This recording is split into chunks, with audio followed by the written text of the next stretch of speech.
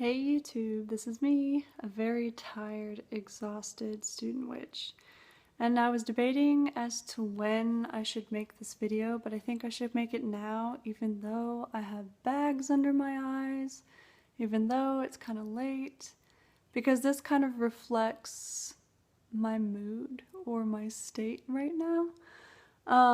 And I guess the title of this video is probably going to be something like trip to Salem / witchy fails ? So first of all, let me tell you about my trip to Salem. So my best friend from high school came. She arrived last Wednesday and she left on Tuesday, so she was here almost a week. And her first full day here, we went to Salem because I live in the Boston area and I've always wanted to go, and she's always wanted to go, so we went.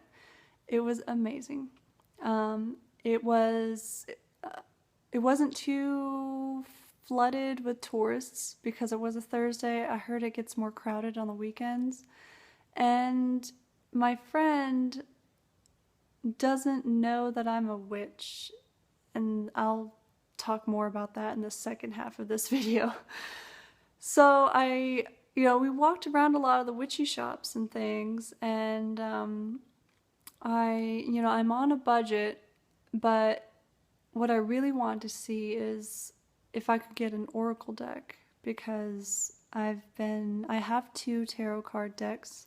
I still have a long ways to go when it comes to my understanding of tarot.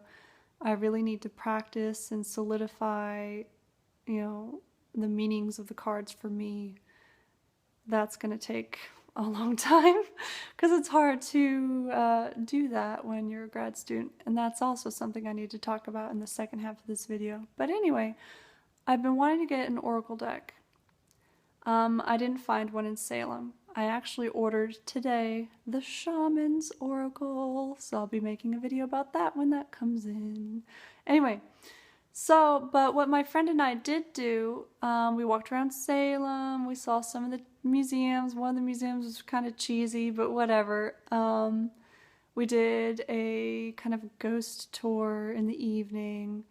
We ate, had a few drinks, and just checked it out. And in one of the witchy shops, I actually had a reading done. Now, keep in mind, I've only been a witch for about a year. Or I've only started calling myself a witch and practicing paganism for about a year.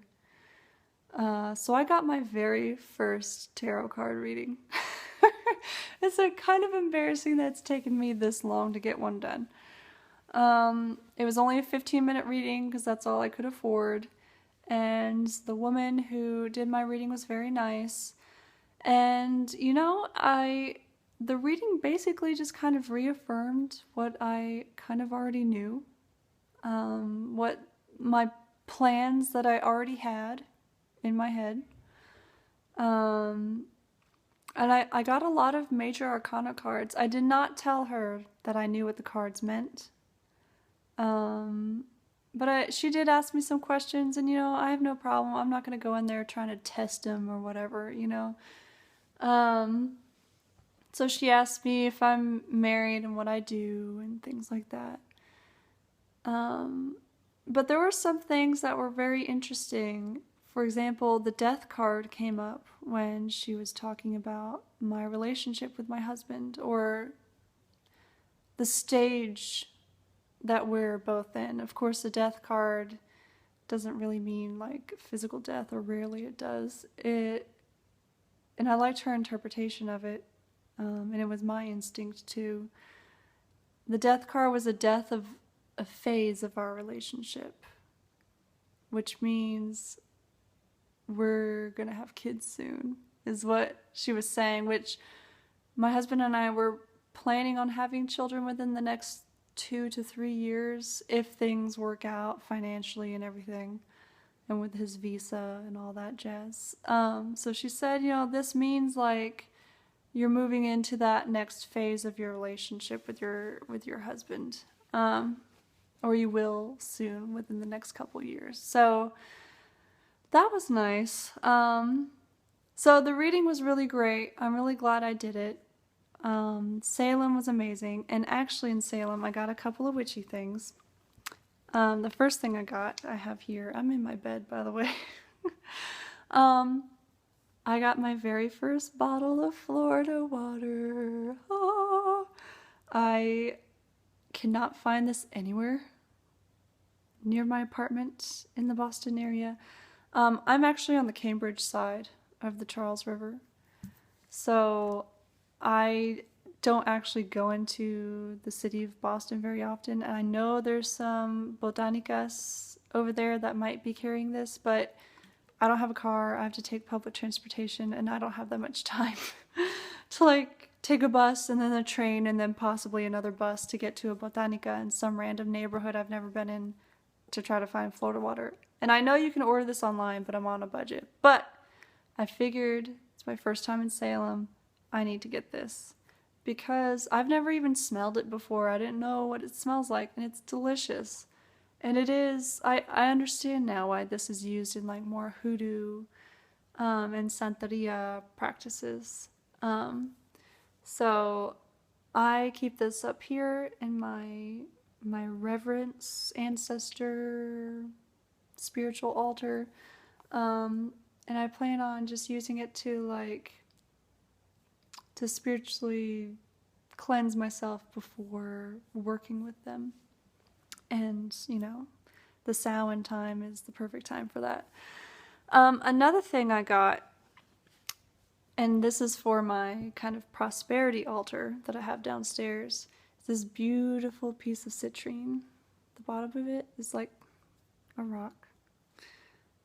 And this is just gorgeous. It was only like $6.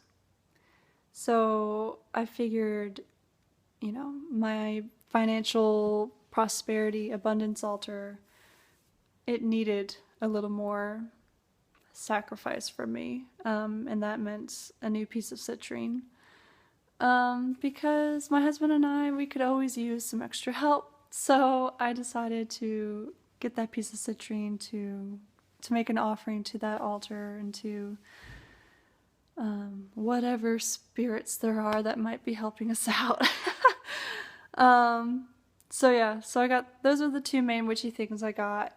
Like I said, I was looking for an oracle deck, but I couldn't find one that really jived well with me. So I ordered online today, the Shaman's Oracle, because I've seen that in Anne Orga's channel. She did an excellent breakdown of how she uses the Shaman's Oracle, so you should check that out. And Wolf Peach Wilds also did an unboxing of the Shaman's Oracle. At first, I fell in love with it because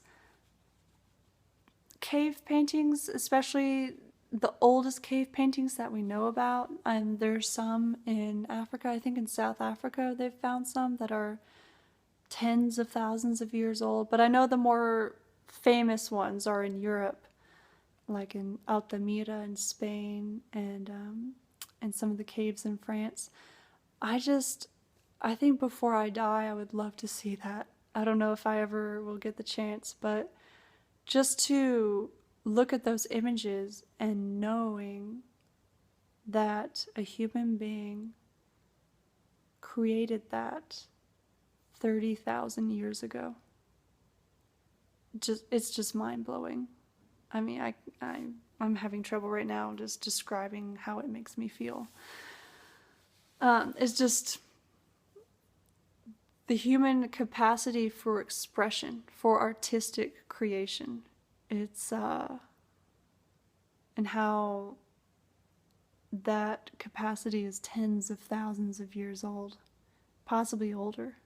And the use of abstract imagery to, really, we don't know what they were using that imagery for.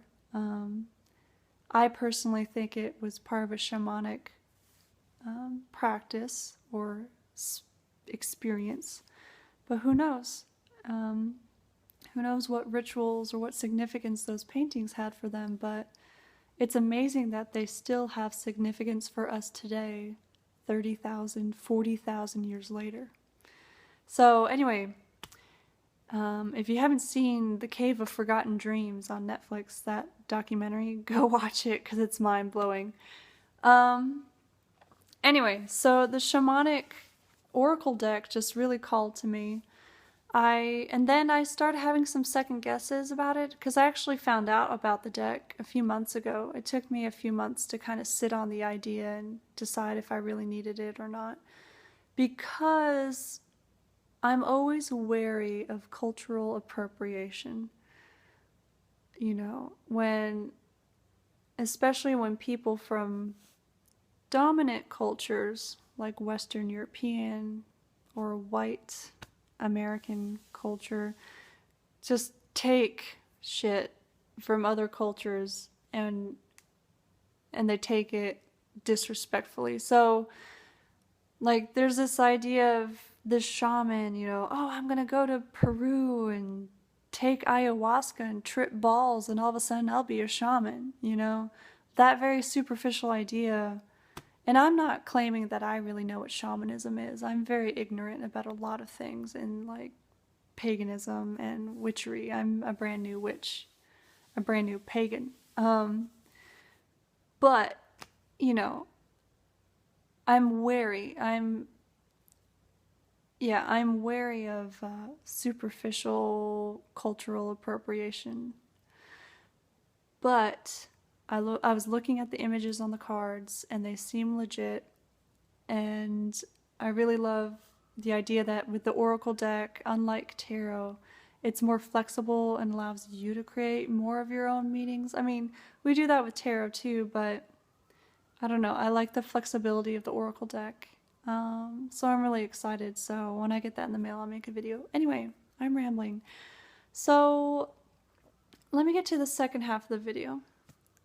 So my friend was here for 6 days. Before she came, I kind of got nervous because I have basically 3 altars in my apartment.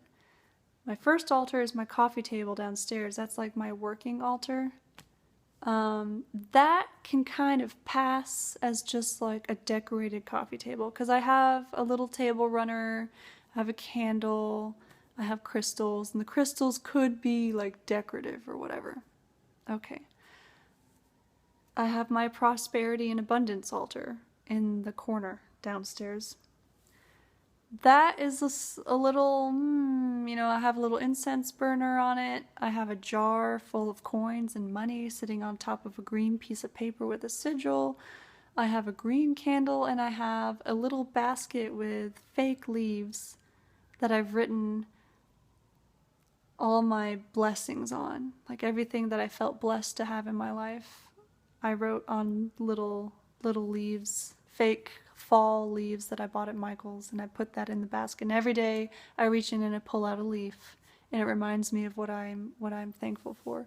Anyway, so that is like, what could that be? And then up here on my reverence altar, I have a crystal glass of water, I have a crystal grid, I have my grandmother's tarot cards, I have flowers in a vase, I have the little pentramite fossils, I have incense, and I have pictures of my parents and my sister up here. And even my friend, I think she started getting suspicious, but I think she can sometimes get uncomfortable talking about heavy topics like religion. So she just kind of avoids it. But she did at one point ask me why I had a glass of water up here. And I just told her, well, it represents, you know, life. The energy of life. That's all I said. And I guess that was enough. You know, if she asked me, Rachel, what is all of this? What do you believe in? I would have told her, but I kind of left that decision in her hands a little bit. And I'm not sure if that's a witchy fail or not. Because I had this idea that, yes, I'm going to own it. I'm going to come out of the broom closet. I'm even going to tell her I have a YouTube channel, because she has no idea I have a YouTube channel. And this is my best friend. We've been friends for 12 years since we were 15 years old. Okay? If I don't feel comfortable talking to her about it, then what the fuck's the point? That was kind of my mindset going into it. And then ultimately, she left and I never really talked about it. And at first I kind of thought like, mer, you know, I chickened out. I wasn't brave enough to get out of the closet. And then I realized, you know what? Maybe it doesn't matter. Not that my spirituality doesn't matter, not that my friendship with her doesn't matter, but maybe there's some things that I don't have to share with her, at least not right now, you know?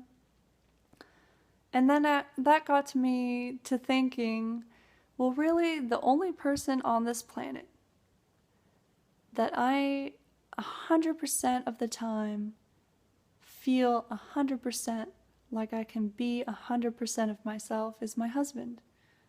He knows how I think. He knows what I really think about issues. He knows, I hate to be vulgar, but he knows how stinky my farts are. You know, when you live with someone, with your partner, husband, wife, partner, whatever, you know, even your brothers and sisters, they know how stinky your butt is. Everyone else, I don't reveal 100% of myself to. And sometimes that kind of bums me out, or sometimes I get angry because I'm like, they're not going to accept me, or they don't understand shit like I do. And then I realized, you know what? Maybe that's okay. And I watched on Her Story, the Her Story channel, Molly's video. She recently had a really great video where she talked about witchy failures and how it's okay to have failures. I think she talked about she tried for like a year to find her patron goddess, and she didn't find one. And she realized, maybe I don't need one. And maybe that's what she learned from her failure, you know? And I was thinking about that idea of how I think failure is only 100% a failure if you don't do anything with it. But if you fail, but you learn from it and you grow, then it's not really a failure anymore. So this experience of not coming out of the broom closet, with my friend at least, and realizing how it's okay for me not to reveal 100% of myself to everybody, because that's exhausting and also makes you vulnerable, unfortunately, but that's the way the world is. It's okay. I don't have to reveal 100% of myself to my friend. I don't even reveal 100% of myself to my parents, because I'm kind of the black sheep in the family.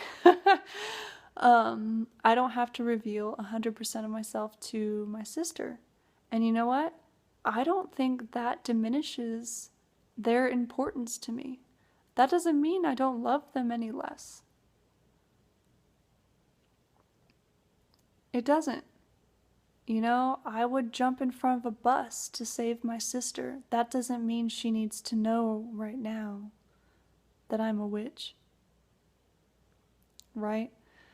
So that would be the first failure / not really a failure that I've been thinking about a lot since my friend left and since I watched Her Story's video, Molly's video. And then the second failure is, I know over the summer I made a video about my witchy learning plans, kind of inspired by the Witchyversity group. And you know, I haven't even finished a single book that I had planned to read this semester. And actually, even in my academic work, I haven't done half as much work as I had been planning to do. And that made me think that was a failure, but it made me realize, you know, sometimes I have a tendency to make these grandiose plans for myself, and then they're unrealistic plans, and I don't realize that they're unrealistic until later. So when I don't fulfill the plan, I start beating myself up about it. Oh, I'm not smart enough. I'm I haven't read enough, I don't work hard enough, I sleep too much, like all these ridiculous ideas. Like, fuck it, I need sleep. I'm not gonna sacrifice my health, to like be hyper productive. I don't want to dedicate 100% of my energy to just one single aspect of my life. I'm not going to sacrifice my sanity just so I can be hyper productive for academia. Fuck it. Academia is my job. In a way, it is my passion, but it's not all of my life. I don't want to do that. I'm also my husband's wife. I'm also my parents' daughter. I'm also my sister's sister. I'm also a friend. I like to have fun. I like to drink beer. I like to sleep. I like to do yoga. I like to cook. That doesn't mean I have to sacrifice all those things just to be hyper productive for academia. Anyway, for academia, that aside, the witchy learning though, I started realizing how that kind of gets pushed to the side because of all the demands of academia. But that doesn't mean I'm not witching. I light incense every day. I draw a tarot card. The first thing I do in the morning, I get out of bed, I go pee, because usually I have to pee. I light some incense on my reverence altar, and I shuffle the cards, my grandmother's tarot deck, and I draw a card every morning, and I meditate on it. This morning, this was the card I got. The star. This card for me means nourishment. Nourishing your goals, that guiding light, what draws you forward, what pushes you forward in your life. And that means taking care of yourself because you can't really fulfill those goals if you're not taking care of yourself, So this was a very poignant card for today. So I do that every morning. I go downstairs, I light some Palo Santo, and I go around downstairs. I bless my plant babies, because I have 4 plants. I bless my abundance prosperity altar. I bless my crystals. I meditate. It's not that I'm not witching. It's not that I'm not practicing my craft. I just finished making 4 different gifts for my pregnant friend. I made her nipple cream. I made her 2 containers of baby butt balm. I made her body cream and the bath salts. And I made my sister some body cream and bath salts, and myself some body cream and bath salts. And that to me is like kitchen witchery too. I'm going to mail those to her tomorrow. I'll bless them before I mail them out. I've been working in my grimoire slowly but surely. And I realize that a lot of what I'm doing right now is guided through, the learning I have done, the more book and, just the information on YouTube, that kind of learning, and intuition. I'm just working on the intuition, and I have that kind of academic skeptic mindset. I always have. Like, I need to see proof. I need to see the bibliography. I need to see where you got this information. Otherwise, you're just making it up. But that's a really great mindset. Don't get me wrong, but I need to learn to trust my intuition, because my intuition is very strong, but I doubt it. I ignore it. And I need to learn to follow that gut. And I think witchcraft, at least my first year of this practice, has really helped me to do that. It's helped me to just listen to my instincts, because they've kind of been pushed to the side for the first 26 years of my life. So that instinctual drive, that's what led me out to the lunar eclipse a few weeks ago and helped me have that amazing, psychedelic shamanistic experience that I had with the lunar eclipse. It was awesome. You know, that wasn't planned exactly. You know, I didn't sit down and meditate and try to get into that state. It just happened because instinctually I knew I had to go out there and do it, you know? So, I don't know, I'm learning not to set unrealistic goals for myself, and I'm learning not to beat myself up about it. You know, so that's how I'm kind of turning this failure into a not so failure or not so failing failure. It's okay if I can only read like 2 books per semester instead of the 4 that I originally had planned. That's fine. Because I'm also doing academic work, and that's really hard. You know, I need to remember this is a lifelong process. It's okay if I take my time. It's okay for me to take breaks from reading and just breathe and be, you know?